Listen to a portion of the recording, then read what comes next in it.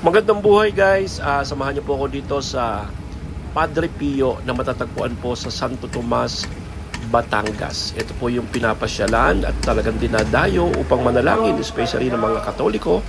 At halika, samahan niyo po ako sa biyahe ko. Siya ay tinanong ng isang iskola na lalaki kung ano ang pinakamahalagang ito.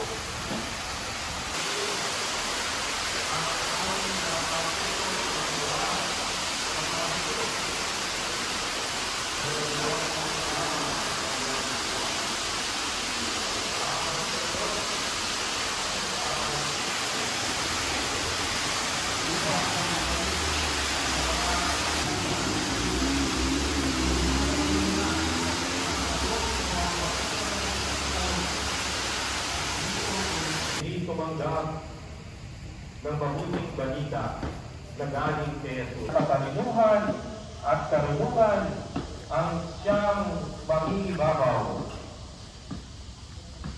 Hindi ang ipinapay Jesus.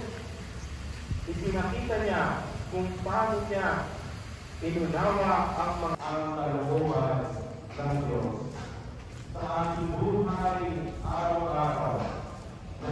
Napakita ang Diyos.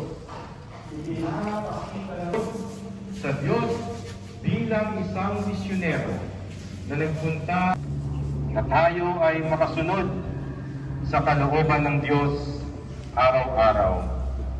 At ang susi ay naisin natin, pangarapin natin. At sa pagdanais na ito, ang Diyos na dapat nating malaman at maunawaan upang sa gayon, sa bawat sandali ng ating buhay, tayo ay makapamuhay at makasunod sa kalooban ng Diyos.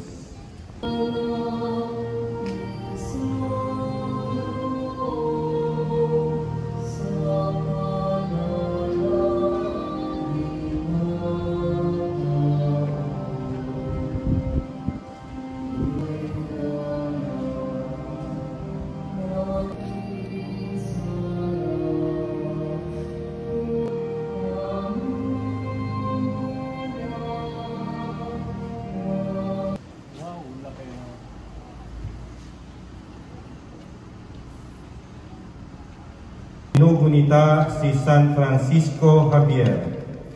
Tulad ng paglalakbay niya sa maraming pasalamatan sa pamamagitan ni Jesucristo na aming Panginoon. Ngayon si San Francisco Javier ay pinararagalan sa pamumuhay niyang totoong uliran at pagiging maaasahan sa panunungkulan. Kaya si Jesucristo na maaasahan.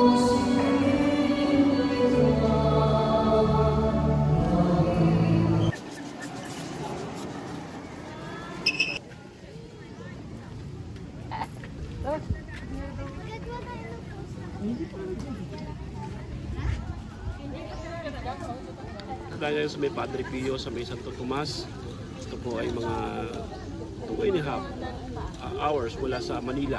So pasyal po kayo dito at napakaganda po rin. At talagang sa mga gusto maghilay, magsimba, mag-pray, bisita kayo dito sa may Santo Tomas, Batangas sa Padre Pio Church.